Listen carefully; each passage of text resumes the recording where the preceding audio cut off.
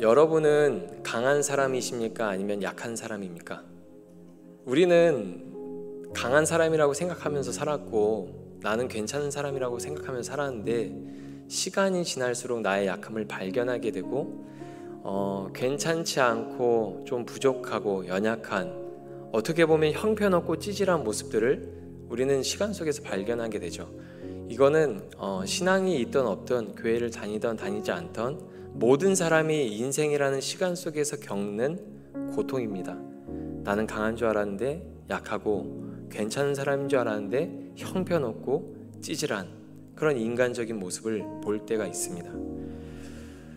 우리가 생각했을 때 바울은 굉장히 강력한 리더십을 가지고 있는 사람입니다. 그런데 오늘 말씀을 보면 바울은 자기의 약함에 대해서 이야기할 때 여러 약함이라고 이야기하면서 한 가지의 약함이 아니라 여러 가지 약함에 대해서 이야기하는 것을 볼 수 있습니다. 바울은 고린도 교회에 분열 소식을 듣고 고린도 전서를 써서 보냅니다. 고린도 전서를 보면 굉장히 논리적이고 구체적이고 아름답기까지 하죠. 그러나 고린도 전서는 고린도 교회의 문제를 수습하는 데 실패합니다. 바울은 디모데에게 오히려 문제가 더 악화되었다는 소식을 듣게 됩니다. 그래서 선교 일정을 변경해서 급히 고린도를 방문하게 됩니다. 고린도 후서 2장 1절에 보면 이런 말씀을 기록하고 있습니다. 내가 다시는 너희에게 근심 중에 나아가지 아니하기로 스스로 결심하였노니. 고린도 교회의 소식을 듣고 근심 가운데 급하게 일정을 변경해서 바울이 고린도에 방문했습니다. 그리고 당시 고린도에 방문한 바울은 굉장히 강력한 회개와 징계의 메시지를 전했던 것 같습니다. 고린도 후서 13장 2절입니다. 내가 이미 말하였거니와 지금 떠나 있으나 두 번째 대면하였을 때와 같이, 바울이 지금 두 번째 대면하였을 때, 바울이 급하게 방문했을 때를 회상하면서 이야기하는 겁니다. 전에 죄 지은 자들과 그 남은 모든 사람에게 미리 말하노니 내가 다시 가면 용서하지 아니하리라. 지금 바울이 두 번째 방문했을 때, 급하게 방문했을 때를 회상하면서 얘기하는데, 그때 당시 바울이 얼마나 강력하게 회개와 징계의 메시지를 전했는지 알 수 있죠. 내가 그때 말했던 것처럼 내가 다시 가면 용서하지 않겠다라고 이야기하고 있습니다. 감정적인 메시지 때문이었는지 바울은 문제를 제대로 수습하지 못하고 급한 일정이 있어서 다시 마게도냐로 돌아갑니다. 그리고 세 번째 서신을 써서 보냅니다. 자료는 남아있지는 않지만 학자들은 이 서신을 엄중한 서신이라고 부릅니다. 바울은 그 서신을 통해서 많은 사람들을 근심하게 한 것을 후회했습니다. 고린도 교회의 소식을 듣고 고린도 전서를 써서 보내고 그 문제를 수습하는 데 실패해서 급하게 일정을 변경해서 방문하고, 그런데도 실패했던 바울이 다시 서신을 써서 보낸 거예요. 그게 세 번째 서신인데, 엄중한 서신, 엄격하게 아주 엄하게 너희를 내가 징계하고 용서하지 않겠다라는 서신을 다시 보낸 겁니다. 그리고 바울은 그걸 보냈던 것을 후회했습니다. 하지만 결과적으로 대부분의 사람들이 회개하고 바울을 보고 싶어 한다는 기쁜 소식을 듣게 됩니다. 그게 고린도 후서 7장 8절에서 10절 내용입니다. 8절에 보면 그러므로 내가 내 편지로 너희를 근심하게 한 것을 후회하였으나, 바울이 두 번째 방문했다가 실패하고 다시 엄하게 서신을 써서 보내는데 그걸 후회했습니다. 근데 지금은 후회하지 아니함은 그 편지가 너희로 잠시만 근심하게 한 줄을 알미라. 9절에서 내가 지금 기뻐함은 너희로 근심하게 한 까닭이 아니요 도리어 너희가 근심함으로 회개함에 이른 까닭이다. 너희가 하나님의 뜻대로 근심하게 된 것은 우리에게서 아무 해도 받지 않게 하려 함이라 라고 말하는 것이죠. 바울은 자신이 보낸 그 서신으로 인해서 근심하고 후회했지만 그들이 그것을 통해서 회개하고 돌아섰다라는 이야기를 듣고 바울을 다시 만나는 것을 기대하고 기다린다는 이야기를 듣고 기뻐하게 되었다고 이야기해주고 있습니다. 하지만 교회는 여전히 위태로운 가운데 있었죠. 일부의 사람들이 이 서신을 보고 읽고 회개하고 돌이킨 사람들이 있었지만 여전히 그 안에는 바울을 대적하는 적그리스도, 거짓 선지자들이 있었고 그들을 따르는 교회의 일부 성도들이 있었습니다. 바울은 성도들 간의 분열보다 자신의 사도권을 부정하고 자신을 비방하는 일을 더 큰 위기로 느꼈습니다. 왜냐하면 바울을 통해서 복음이 전파되고 바울을 통해서 교회가 세워졌기 때문이죠. 근데 그 바울의 어떤 정체성과 그 바울에 대해서 비방하는 말들은 그로 인해서 전파된 복음과 교회가 흔들리는 내용들이었기 때문에 성도들 간의 분열보다 바울 사도권에 대해서 비방하고 바울을 인격적으로 비방하는 걸 바울은 더 심각한 위기로 느꼈습니다. 그래서 고린도의 4번째 서신을 써서 보냈는데 그게 우리가 오늘 읽은 고린도 후서입니다. 고린도 전서를 보내고 대략 6개월 정도 되었을 때 고린도 후서가 발송되었습니다. 이것만 보아도 당시의 상황이 얼마나 급박했는지를 우리가 짐작해 볼 수가 있습니다. 바울은 6개월 동안 고린도에 한 번 방문하고 3번의 서신을 써서 보냈습니다. 고린도 전서와 고린도 후서, 그리고 기록이 남아있진 않지만 엄중한 서신이라고 말하는 서신 하나까지 해서 3개의 서신을 보냈습니다. 바울과 고린도 교회 사이에 있는 팽팽한 긴장감을 이해해야 합니다. 여러분, 6개월 동안 이 서신을 쓰고 고린도에 방문했다는 건 엄청난 일이거든요. 이 긴장감 속에서 오늘 말씀을 우리가 들어야 되는 거죠. 저는 이 말씀을 보면서 생각해 봤어요. 왜 바울이 이렇게 교회에 집착을 했을까? 여러 교회가 있었고 한 교회쯤은 좀 소홀히 해도 됐었는데 왜 바울이 고린도 교회를 포기하지 않았을까? 포기하지 못했을까? 생각해 봤는데 여러분, 자료를 찾아보니까요, 고린도 교회가 아가야 지방의 중심지에 있는 전략적 교회였던 거예요. 그 교회를 통해서 복음이 전파되어야 되는 중요한 요충지였던 겁니다. 그리고 한 가지, 바울이 이 고린도 교회를 통해서 로마를 바라봤어요. 고린도 교회 문제가 다 해결됐을 때 바울은 고린도에 다시 돌아와서 로마서를 쓰고 기록한 다음에 그것을 발송합니다. 그러니까 바울한테는 이 고린도 교회가 그냥 일반적인 교회가 아니라 전략적인 교회였으며 이것을 통해서 바울은 반드시 로마를 향한 어떤 부푼 꿈을 가지고 있었던 거죠. 그래서 고린도 교회를 포기할 수 없었던 겁니다. 말씀을 준비하면서 깜짝 놀랐습니다.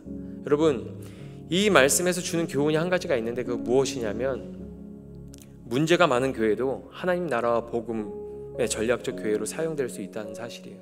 여러분, 우린 교회는 어떻습니까? 교회에 우리가 안 좋은 이야기가 소문이 돌면 우린 교회를 험담하죠. 비난하고 비판하고 안 좋은 말을 합니다. 교회가 어쩌면 저럴 수 있나? 우린 그리고 교회를 교회로 인정하지도 않죠. 근데 보세요, 고린도 교회에 얼마나 문제가 많습니까? 심각하죠. 아마 지금 고린도 교회 같은 문제가 있으면 우린 그 교회를 교회로 인정하지도 않을 거예요. 쳐다보지도 않을 거예요. 근데 어떻습니까? 성경에서 고린도 교회는 하나님 나라와 복음의 중요한 전략적 교회였고 바울은 그걸 포기하지 않았어요. 그런 문제 많은 고린도 교회가 하나님 나라와 복음의 전략적인 교회로 사용되었다면 오늘날 한국에도 문제 있는 그 교회들을 하나님께서 하나님 나라와 하나님의 복음을 위해서 전략적인 교회로 사용할 수 있다라는 거죠. 그럼 우리는 어떻게 해야 합니까? 교회에 대해서 안 좋은 이야기가 들려오고 드러날 때 험담하고 비판하고 비난하면 안 되는 것이죠. 하나님이 세운, 그리스도의 피값으로 세운 그 교회를 우리는 비판하거나 비난하거나 교회를 교회가 아닌 걸로 말하는 그런 행위를 하면 안 되는 것이죠. 고린도 교회는 전략적인 교회였으며 하나님 나라와 복음 전도를 위해서 굉장히 필요한 그런 교회로 하나님께서 사용하셨습니다. 여러분, 근데 우리가 여기서 기억할 것은 바울과 고린도 교회 사이에 있는 팽팽한 긴장감입니다. 바울을 비방하고 조롱하는 자들이 그 교회 안에 있었어요. 거짓 사도들을 따르는 사람들이 어떤 사람들이었냐면 그냥 교회에 온 새가족들이 아니라 교회에서 열심히 일하고 있는 중직자들 중에 한 사람, 영향력 있는 사람들이 같이 거짓 사도들과 함께 바울을 비방하고 있었던 것이죠. 여러분 생각해 보십시오. 교회에 어느 날 새가족이 왔습니다. 새가족이 와서 교회에 대해서 험담을 하고 안 좋은 이야기를 해요. 담임 목사님에 대해서 안 좋은 이야기를 합니다. 그럼 우리는 흘려보낼 수가 있죠. 처음 온 사람이 뭘 알겠어 하고. 근데 교회에서 오래전부터 있었던 사람이에요. 거의 개척 멤버예요. 중직자예요. 근데 그런 사람이 안 좋은 이야기를 한다고 생각해 보십시오. 우리는 흘려듣기 힘들 겁니다. 근데 고린도 교회에 그런 일들이 있었던 거예요. 바울이 엄한 서신을 보냈을 때 대부분의 사람들이 회개하고 돌아섰지만 여전히 거짓 사도들과 바울을 함께 비방했던 자들이 그렇게 영향력 있는 사람들이었던 거죠. 그런 교회에 바울은 왜 하필 자신의 약함을 이야기해야 했을까요? 여러분, 그런 교회의 약함은 오히려 그 사람들과 함께 맞서고 뭔가를 이기기 위해서는 약함을 감춰야 되잖아요. 약함을 드러내면 안 되잖아요. 그런데 바울은 왜 자기의 약함을 이야기했을까요? 여기엔 세 가지 이유가 있습니다. 첫 번째는 대부분의 성도들은 회개하고 바울을 보고 싶어 했습니다. 하지만 거짓 사도를 따르는 일부 성도들에게는 이성과 논리가 통하지 않는다는 것이 이미 증명이 되었죠. 고린도 전서를 보냈는데 그것이 통하지 않았잖아요. 강력한 경고의 메시지도 그들에게 통하지 않았습니다. 한번 방문했을 때, 그리고 다시 엄중한 서신을 보냈을 때도 그들에게는 그 메시지가 통하지 않았습니다. 그래서 바울은 어디에서도 하지 않았던 자신의 개인적인 얘기를 꺼내게 된 것입니다. 바울은 교회를 위해서 자신의 강점인 논리를 버리고 진정성으로 승부수를 띄운 거죠. 두 번째는 자신을 강력한 사도라고 주장하고 자랑했던 자들은 바울이 신비한 체험을 못 해봤다고 치부했습니다. 그리고 그의 외모와 어눌한 말투까지 들먹이면서 바울의 인격을 짓밟았습니다. 고린도 후서 10장 10절 말씀 보면 이런 말씀이 있습니다. 여러분 중에는 바울의 편지에는 무게가 있고 힘이 있는데 그 사람을 직접 대해보면 약골이고 말재주도 없다고 말하는 사람들이 있습니다. 여러분, 직접 대해보면 약골이고 말재주도 없다. 직접 보면 외모도 그렇게 볼만한 어떤 보기 힘든 그런 외모인 거고 말재주도 없고 말도 더듬거렸을지도 모릅니다. 서신은 굉장히 논리적이고 구체적이며 아름답기도 하고 어쩔 때는 강력한 메시지가 담기고 전달이 되는데 얼굴을 보고 이야기할 때는 그게 안 됐던 거죠. 바울의 약함은 영적인 신비한 체험과도 관련이 있었기 때문에 바울은 반드시 약함에 대해서 이야기를 했어야 합니다. 그리고 바울의 말과 행동을 비방하고 그의 인격을 비방하는 말은 바울을 불신하게 만들었기 때문에 교회를 수호하기 위해서 반드시 바울의 약함에 대한 변론이 필요한 상황이었습니다. 바울을 비방했던 말들을 요약하면 이렇습니다. 첫 번째는 고린도 방문 계획을 변경한 바울을 신뢰할 수 없다. 바울이 고린도에 방문하기로 했는데 교회를 세우고 다시 3차 전도여행을 시작할 때 다시 오기로 했는데 오지 않았던 바울의 말을 신뢰할 수 없다. 약속을 지키지 않은 바울을 우리가 신뢰할 수 없다라고 말을 했습니다. 두 번째는 바울은 말씀을 팔아서 돈을 버는 자이다 라는 이야기를 했습니다.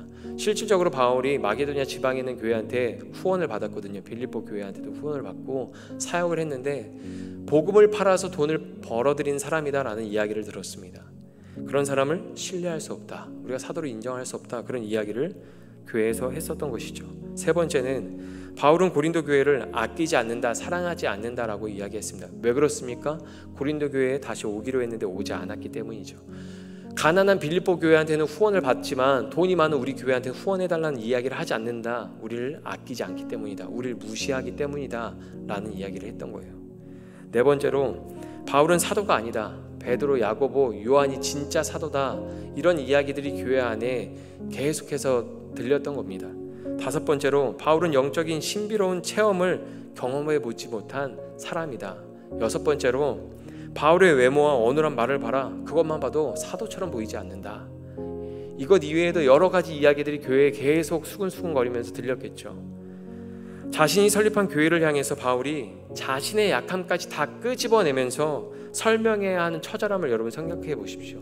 안 좋은 이야기들이 교회 안에 계속 퍼져나가고 그걸로 인해서 사람들이 점점점 바울을 비방하는 사람들이 늘어나고 의심하는 사람들이 늘어나는 그 현실 속에서 자기의 약함을 이야기해야 하는 바울의 처절함을 여러분 생각해 보십시오. 이 이야기를 꺼내면서도 바울은 자신의 이야기가 변명으로 들릴 걸 알고 있었습니다. 고린도 후서 12장 19절입니다. 너희는 이때까지 우리가 자기 변명을 하는 줄로 생각하는구나. 우리는 그리스도 안에서 하나님 앞에 말하노라. 사랑하는 자들아, 이 모든 것은 너희의 덕을 세우기 위함이니라. 바울은 자기가 하는 모든 말들이 변명처럼 들릴 것을 알고 있었습니다. 그러면서도 자기의 약함을 다 끄집어내서 이야기하고 있는 것이죠. 여러분, 바울이 가지고 있는 약함, 육체의 가시가 무엇이었을까요? 여러분, 무엇이라고 생각하십니까? 성경을 살펴보면 바울이 말한 육체의 가시는 안질로 보입니다. 바울을 대적하는 무리는 바울의 외모를 조롱했는데 아마도 그의 눈을 보고 조롱한 것 같습니다. 안질의 종류가 다양한데 눈이 붉게 충혈되거나 눈이 뿌옇게 돼서 외관상 보기 좀 어려운 그런 외모를 바울이 가지고 있었던 것 같습니다. 그리고 바울은 갈라디아 교회 성도들에게 이런 이야기를 했습니다. 갈라디아서 14장 15절 말씀 같이 읽어보겠습니다. 너희를 시험하는 것이 내 육체에 있으되 이것을 너희가 업신여기지도 아니하며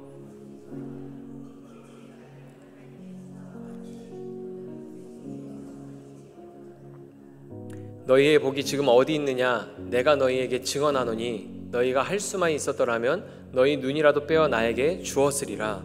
바울이 갈라디아 교회 성도들한테 이렇게 이야기하는 거죠. 너희가 내 육체의 가시를 잘 알고 있고 너희가 아마 할 수 있었다면 너희 눈이라도 빼어서 나에게 주었을 것이다. 그렇게 이야기하고 있고, 갈라디아서 6장 11절에 보면 이렇게 이야기합니다. 내 손으로 너희에게 이렇게 큰 글자로 쓴 것을 보라라고 이야기하고 있습니다. 바울이 아마 사역하는 기간 동안 시간이 더 지났을 때 시력이 나빠져서 글씨를 더 크게 썼을 것이다 라고 학자들은 이야기합니다. 그리고 바울은 후기의 서신을 대필했었는데 학자들은 안질로 인해서 시력이 나빠졌기 때문이라고 추론합니다. 직접 편지를 쓰지 않고 자기가 말하고 제자들이나 다른 사람이 직접 대필하게 했던 것이 감옥에 있기 때문이 아니라 그가 안질로 인해서 시력을 많이 잃었기 때문에 그렇게 썼을 것이다 라고 학자들이 추론합니다. 이것은 어디까지나 성경에 기록된 내용을 토대로 추론한 것이죠. 실질적으로 바울이 안질이었는지 아니었는지는 알 수 없습니다. 여러분, 바울은 신비한 체험을 한 후에 자만하지 않도록 하나님께서 가시를 주셨다라고 말합니다. 7절을 보면 자만이라는 단어가 나오는데 이 단어를 원어로 살펴보면 공중에 뜨다라는 의미를 가지고 있습니다. 조금 이 말을 직역해서 해석하면 스스로 위로 끌어올리다라는 의미입니다. 대부분의 사람은 자랑을 하고 싶어서 하는 게 아닙니다. 마음이 붕 떠서 자기도 모르게 자랑하는 것이죠. 여러분, 마음이 붕 떠 있으면 제일 많이 하는 실수가 무엇입니까? 말실수 많이 하죠. 자랑하는 사람은 자기가 왜 시기와 미움을 받는지 모릅니다. 사람들은 관심도 없는데 마음이 붕 떠서 혼자 즐겁게 이야기하는 거죠. 7절에 보면 하나님은 그것을 예방하기 위해서 바울에게 육체의 가시를 주셨습니다. 가시를 원어로 살펴보면 끝이 뾰족한 말뚝입니다. 가시가 주는 고통이 얼마나 컸으면 바울이 가시를 말뚝이라고 적었습니다. 바울에게 가시는 제거가 불가능하고 고통스러운 것이었습니다. 사단의 가시라고 말하는 이것은 끊임없이 바울의 사역을 방해했습니다. 육체에 박힌 가시는 끊임없이 바울을 괴롭혔고 바울은 끊임없이 자기의 약함을 마주해야 했습니다. 무려 14년 동안 그 고통이 이어져 왔습니다. 하나님은 바울이 자만해서 붕 뜨지 못하도록 가시로 땅에 박아 놓으셨습니다. 바울이 자만해서 붕 뜨려고 할 때마다 하나님 가시를 박아 놓는 거죠. 이렇게 약함이 드러나게 하는 거예요. 막 상상이 되더라고요. 바울이 내가 막 하나님의 일을 하면서 뭔가 자만해지려고 할 때마다 하나님께서 그의 약함으로 그를 누르신 것 같아요. 붕 뜨지 못하도록. 그를 가장 낮은 곳에 박아 놓으심으로 그에게 주신 큰 은혜가 헛되지 않게 하신 거죠. 여러분, 9절에 보면 여러 약함이라고 바울이 고백합니다. 바울이 한 가지의 약함을 가지고 살은 게 아니에요. 여러 가지 약함을 가지고 그가 살았습니다. 약함이라는 단어에 사용된 원어는 강하게 만들다라는 동사와 부정불변사의 합성어입니다. 즉 바울의 약함은 바울의 강함을 부정하게 만드는 약함이었습니다. 바울은 하나님으로부터 계속해서 자신의 강함이 부정당한 것입니다. 하나님께서는 바울의 강함을 부정하고 바울의 약함을 받아들이게 하셨습니다. 바울이 얼마나 강한 사람입니까? 바울이 얼마나 능력 있는 사람입니까? 그런데 바울이 하나님의 크신 은혜를 경험하고 나서부터 그의 강함이 계속해서 부정당하는 거예요. 그러면서 하나님이 그의 약함을 받아들이게 하셨다는 겁니다. 바울은 오랜 시간 동안 고난과 박해와 핍박과 죽을 고비를 경험하면서 철저히 자신의 약함을 경험했습니다. 여러분, 신앙생활을 하다 보면 우리도 바울처럼 자신의 약함을 처절하게 마주할 때가 있죠. 하나님의 큰 은혜를 받았지만, 은혜를 누렸지만, 깨닫지만, 감사로 고백하지만 우리의 현실 속에서 우리의 약함을 처절하게 마주할 때가 있습니다. 여러분, 무엇이 여러분을 제일 나약하게 만듭니까? 말이죠. 저는 말인 것 같습니다. 사람들의 말, 세상의 말이죠. 일리 있는 말이 우리를 약하게 만듭니다. 거짓 사도들이 바울에 대해서 말했던 말들은 다 일리 있는 말이었습니다. 바울이 실제로 후원을 받았잖아요. 오기로 했는데 안 왔잖아요. 바울이 실제로 외모적으로 보기 힘든 어떤 약함을 가지고 있었잖아요. 말이 어눌했잖아요. 거짓을 말한 게 아니라 일리 있는 말들을 했습니다. 거짓 사도들이. 그래서 그 말로 교회가 분열되고 약해졌습니다. 여러분, 가나안 정탐 때 10명의 정탐꾼의 보고는 논리적이고 일리가 있었습니다. 강력한 군사력을 가진 민족 앞에 우리는 메뚜기와 같다. 기름진 땅에서 좋은 것을 먹고 생활해서 그들은 크고 강하다. 우리는 절대 이길 수 없다. 그에 비해 갈렙과 여호수아의 보고는 어떻습니까? 비논리적이죠. 일리가 없습니다. 기름진 땅에서 좋은 것을 먹고 생활해서 그들은 크고 강하다. 하나님이 정말 우리에게 좋은 것을 주셨다. 여러분이라면 누구의 말에 귀를 기울이시겠습니까? 여러분에게 누구의 말이 더 설득력 있게 다가오십니까? 여러분이라면 누구를 따라가시겠습니까? 하나님께서 이스라엘을 망하게 하려고 가나안 땅으로 인도하셨을까요? 아니죠. 하나님은 그들의 약함을 통해서 하나님의 능력과 영광이 드러내기를 원하셨습니다. 여리고를 정복했던 것처럼 약함으로 강함을 쓸모없는 것으로 만드시기를 원하셨습니다. 일리 있는 말들이 이스라엘 백성을 약하게 만들고 고린도 교회를 병들게 만들었습니다. 우리도 세상에서 일리 있는 말들을 많이 듣죠. 그때마다 여러분 어떻습니까? 강해지시나요? 약해지죠. 뉴스를 보거나 어떤 유튜브에 어떤 정보들을 듣게 되면은 굉장히 일리 있는 말들이고 설득력이 있는 말들입니다. 세상 기후가 이상하게 변하고 있고 살기가 힘들어진다는 말들이 있죠. 뉴스를 보면 지방의 산들이 점점 하얘지고 물이 줄어서 옛날에 사라졌던 침수됐던 마을이 막 드러났습니다. 그게 다른 나라 이야기가 아니고 우리나라 이야기죠. 경제적으로는 점점점 더 힘들어질 거고 살기 힘들어질 거라고 말합니다.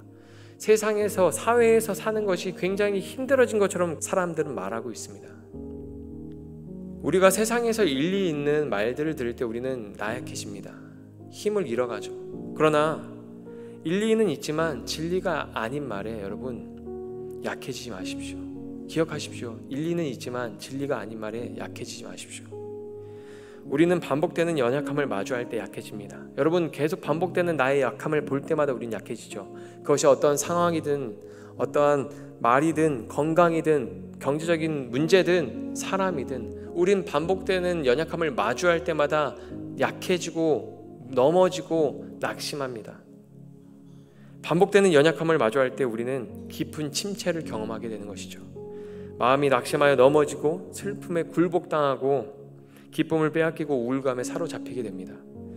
만약에 우리에게 이런 모습이 있다면 아직도 내 안에 나를 증명하고 드러내고 싶은 자랑거리를 찾고 있는 것은 아닌지 점검해야 합니다.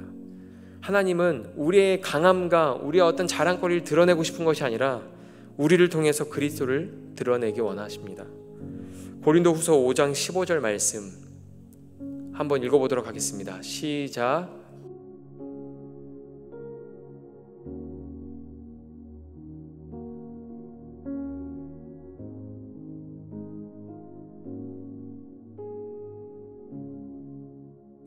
하나님은 육체의 가시를 통해서 바울이 자만하지 못하도록 가장 낮은 곳에 박아두셨습니다. 그의 강함이 아닌 약함을 통해서 오직 그리스도를 위해 살게 하셨습니다.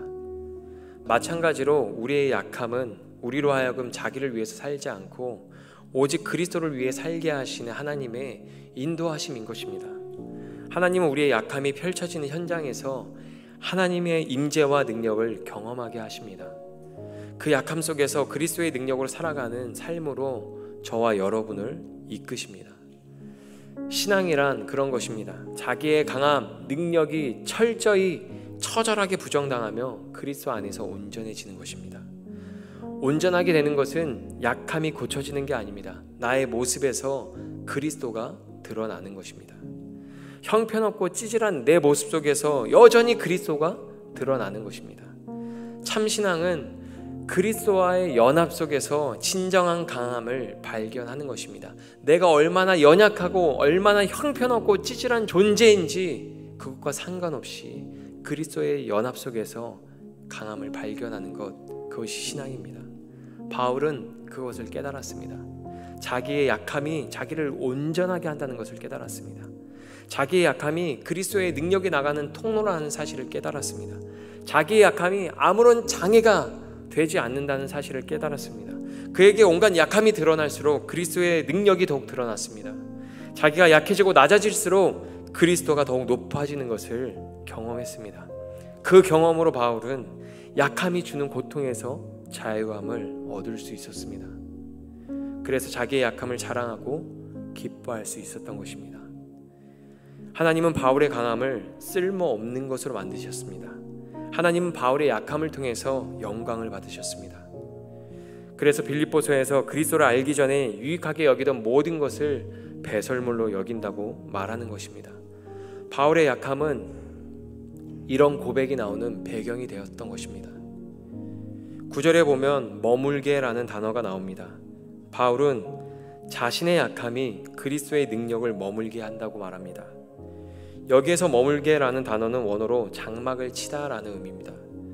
이것은 광야에서 이스라엘 백성이 머문 장막에 하나님의 임재와 영광이 드러났던 것처럼 바울의 약함이 그리스도의 능력과 영광이 드러나는 현장이 되었다는 고백입니다. 출애굽기 40장 34절 말씀을 보면 이런 말씀이 있습니다. 여호와의 영광이 회막을 가득 채웠습니다. 이 머물게라는 단어가 회막이라는 단어와 같은 단어입니다. 하나님께서 저와 여러분을 약함 가운데 두시는 이유를 생각해 보십시오. 우리의 약함이 온전함으로 가는 길이며 우리의 약함이 그리스도의 능력을 드러내는 현장이기 때문입니다. 하나님께서 능력이 없으시기 때문에 우리의 약함을 고치지 않는 게 아니라 그 약함이 우리를 온전하게 하는 길이기 때문에, 그 약함이 우리를 통해서 그리스도의 능력이 나가는 통로이기 때문에 그 약함 가운데 우리를 두시는 겁니다. 여러분, 이 모든 걸 알아도 우리의 연약함을 계속 마주하는 것은 고통스러운 일입니다. 그렇죠. 내 약함, 내가 보고 싶지 않은 약함을 마주하는 건 굉장히 고통스러운 일입니다. 그러나 약함을 마주할 때 우리는 가장 낮은 곳으로 나아가게 되는 것입니다. 약함을 마주할 때 가장 낮은 곳으로 나아가면 거기에 누가 계신가요? 예수님이 계시죠. 예전에 어떤 청년이 저한테 이런 질문을 했습니다. 왜 다른 사람들한테 보여주고 싶지 않은 약함이 여전히 나한테 있는 겁니까? 회사 생활할 때, 직장 생활할 때 다른 사람의 어떤 말을 듣고 내 약함이 훅 올라와서 울음이 왈칵 쏟아질 것 같을 때 자기는 그 울음을 삼키면서 허벅지를 꼬집으면서 참는다는 거예요. 자기 약함한테 무너지고 싶지 않아서, 그 약함이 다른 사람한테 드러나는 게 너무 수치스러워서 그렇게 참는다는 거예요. 그때 하나님이 주신 감동이 있어서 제가 이렇게 이야기를 했습니다. 하나님이 우리에게 약함을 주신 것은 예수님이 우리와 함께 하고 싶다는 거예요. 예수님이 계신 곳으로 우리를 부르시는 거예요. 우리와 함께 동행하고 싶어서 그 약함으로 예수님이 계신 곳으로 우리를 부르시는 겁니다. 그런데 정말 그렇거든요. 왜 여전히 우리한테 약함 가운데 우리를 머물러 살게 하셨을까요? 예수님이 그곳에 계시거든요. 예수님 그곳에서 우리와 함께 하기를 원하시거든요. 예수님이 계신 곳으로 우리를 부르셔서 우리와 동행하고 싶어 하시거든요. 그래서 우리를 약함 가운데 두시는 겁니다.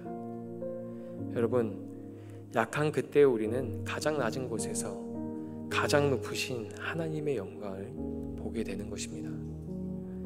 사실 바울이 자기를 비방하고 조롱하는 자들에게 자기의 약함과 실패와 궁핍을 이야기하는 건 이해하기 어려운 일입니다. 무조건 지는 싸움의 방법입니다. 세상의 방법이라면 중요할수록 더 완강하게 말하고 휘어잡아야 하는 것이죠. 여러분, 세상이나 교회나 강함으로 제압하려고 합니다. 이건 세상과 교회의 차이가 아니고 사람이 그런 거예요.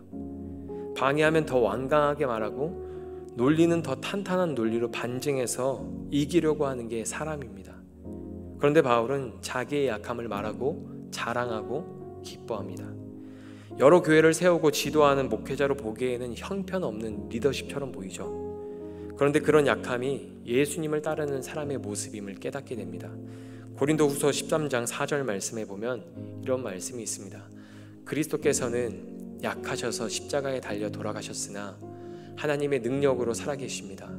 우리도 그분 안에서 연약하지만 여러분을 섬기기 위해 하나님의 능력으로 그리스도와 함께 살 것입니다 아멘. 예수님은 강함이 아닌 약함을 취하셨습니다. 그 약함으로 십자가에 달려 돌아가셨습니다. 하지만 결국은 하나님의 능력으로 살아나시고 온 세상에 하나님의 사랑을 확증하셨습니다. 바울은 그 예수님을 따라가고 있는 것입니다. 그의 약함은 예수님을 닮아가는 통로였으며 예수님을 따라가는 자기 부인과 십자가의 길이었습니다. 바울은 14년이라는 시간 동안 끊임없이 자신의 약함이 드러나고 그 약함을 마주하는 고통과 괴로운 시간 속에서 예수님을 닮아갔던 것입니다. 오늘 본문에서 바울은 의도적으로 예수님이 연상되는 단어를 사용했습니다. 7절에 보면 육체의 가시가 박힌 것을 이야기하고 있는데 십자가에 못 박히신 예수님이 연상되게 했고요. 7절에 보면 나를 쳐서라는 단어는 마가복음 14장 65절에서 주먹으로 맞으신 예수님을 연상되게 했습니다. 여기서 치다 라는 동사가 같은 동사입니다. 그리고 8절에서 3번 간구와 거절은 이 잔을 내게서 옮겨주소서라고 기도했던 예수님이 연상되게 했습니다. 결론적으로 바울은 자신의 약함이 예수님을 따르는 삶을 살고 있기 때문에 존재하는 것이라고 말하고 있는 것입니다. 스스로를 가장 강력한 사도라고 말하는 자들이 오히려 예수님을 따르지 않는 자들이라고 말하고 있는 것이죠. 바울의 약함은 예수님을 따르는 삶의 증거였던 것입니다. 저와 여러분의 삶에도 여전히 해결할 수 없는 연약함들이 있죠. 나를 주저앉게 만들고 나를 비참하게 만들고 나를 낙심하고 좌절하게 만든 약함이 나의 삶에도 우리의 내면 안에도 여전히 사라지지 않고 있죠. 그것들은 예수님을 따르는 삶의 증거인 것입니다. 바울처럼 그리스도 안에서 자기의 약함을 인정하고 받아들여야 합니다. 그래야 나를 끊임없이 괴롭히고 고통스럽게 하는 약함으로부터 자유함을 얻게 되는 것입니다. 바울처럼 그리스도 안에서 자신의 약함을 받아들이십시오. 바울은 약함을 받아들였기 때문에 변덕스러운 고린도 교회를 끌어안을 수 있었습니다. 자기의 약함을 받아들여야 타인의 약함을 끌어안아주는 사람이 될 수 있습니다. 그리스도 안에서 자기의 약함을 인정하고 받아들여야 합니다. 여러분, 약함은 고치는 게 아닙니다. 극복하는 게 아닙니다. 그런 시도가 오히려 인생과 신앙을 수렁에 빠뜨립니다. 그리스도 안에서 새 사람이 되었다고 거듭났다고 큰 은혜를 받았다고 약함이 고쳐지지 않습니다. 우리에게 주어진 약함은 끌어안고 함께 살아가는 것입니다. 그 약함을 통해서 낮아지고 그리스도의 임재와 능력을 경험하는 삶을 살아가는 것입니다. 여전히 자기의 약함이 아픔으로 느껴지면 아직 갈 길이 먼 것이죠. 바울은 자기의 약함을 기뻐하고 자랑하잖아요. 그러나 여전히 나의 약함이 아프고 고통스럽게 느껴진다면 우리의 갈 길이 아직 먼 것입니다. 여러분, 약함을 받아들이는 것은 쓰라린 일이지만 그것은 나의 약함을 알고도 사랑하신 그리스도의 사랑을 받아들이는 일입니다. 그러니까 소화하기 힘들어도 우리는 그리스도 안에서 우리의 약함을 인정하고 받아들여야 합니다. 더 나아가 그것을 기뻐하고 자랑해야 합니다. 그리스도의 능력이 우리를 그 삶으로 이끌고 있는 것입니다. 우리의 약함을 받아들이고 그리스도의 사랑을 받아들이고 그리스도의 능력을 자랑하고 기뻐하는 자리로 우리를 이끌고 있는 것이죠. 여러분의 약함 위에 그리스도의 능력이, 그리스도의 사랑이 머물게 하십시오. 여러분, 약함을 마주할 때마다 기도하십시오. 하나님, 나의 이 약함 위에 그리스도의 능력으로 채워주십시오. 나의 약함 위에 그리스도의 사랑을 부어주십시오. 여러분, 그렇게 기도해야 하는 것입니다. 교회의 약함이 드러났을 때, 가정의 약함이 드러났을 때, 사랑하는 누군가의 약함이 드러났을 때 그리스도의 능력으로, 그리스도의 사랑으로 덮어주십시오라고 우리는 기도해야 하는 것입니다. 교회는 그런 교회가 되어야 합니다. 온갖 약함 위에 그리스도의 능력이 나타나야 합니다. 여러분, 약함은 모든 곳에 있습니다. 온전한 교회가 하나도 없습니다. 왜 그렇습니까? 어떠한 인간도 멀쩡한 인간이 없기 때문입니다. 다 아프고 약하기 때문입니다. 그 약함을 그리스도의 능력으로 덮을 때, 그리스도의 사랑으로 덮을 때 세상을 향한 그리스도의 사랑이 우리를 통해서 드러나는 것입니다. 고린도전서의 논리와 아름다운 글귀로도 수습하지 못했던 문제를 바울은 자신의 약함으로 덮었습니다. 하나님께서 내 능력이 약한 데서 온전하여진다고 말씀하셨던 것처럼 결과적으로 논리와 아름다운 말보다 바울의 약함이 더 아름다운 열매를 낳았습니다. 그리스도 안에서 여러분의 약함을 받아들이십시오. 그리고 자유함을 얻으십시오. 여러분의 약함 위에 그리스도의 능력이 머물게 하십시오. 교회의 연약함 위에 그리스도의 사랑이 머물게 하십시오. 우리의 약함이 펼쳐질 때 하나님의 임재와 영광을 경험하게 될 것입니다. 여러분의 약함은 여러분이 온전히 그리스도를 따르고 있다는 삶의 증거입니다. 세상은 강점에 집중하라고 말합니다. 강점으로 약함을 덮으려고 합니다. 요즘 강점 코칭이 유행이죠. 그러나 성경은 하나님은 약한 데서 온전하여진다고 말합니다. 여러분의 약함을 회피하지 말고 그 약함에서 그리스도를 붙들고 사십시오. 그것이 우리에게 주어진 은혜이고 기쁨입니다. PPT 잠깐 띄워주십시오. 여러분, 하나님이 인도하시는 신앙 여정이 이런 겁니다. 큰 은혜를 받으셨습니까? 예수님을 만나셨습니까? 그러면 여러분의 약함을 보게 될 것입니다. 그 약함에서 온전함으로 인도하실 것이고, 온전함에서 바알과 같은 능력의 삶으로 하나님은 우리를 이끌어 가십니다. 이것을 기억하십시오. 우리 옆에 있는 분들에게 한 번 더 이렇게 인사했으면 좋겠습니다. 당신의 약함은 예수님 때문입니다. 네. 여러분의 약함이 하나님의 위로가 되었으면 좋겠습니다. 바울은 말합니다. 형제들아 기뻐하라, 온전하라, 위로를 나누며 마음을 같이하여 평안하라. 여러분, 우리의 약함이 있을 때, 다른 형제들의 약함이 드러날 때 우리는 그렇게 해야 되는 것이죠. 서로 위로하고 그 약함을 기뻐하며 그리스도의 사랑으로 덮고 능력으로 덮어야 하는 것입니다. 이 말씀을 기억하며 기도로 우리의 연약함을 덮어가는 그런 신앙생활 하시기를 축복합니다. 기도하겠습니다.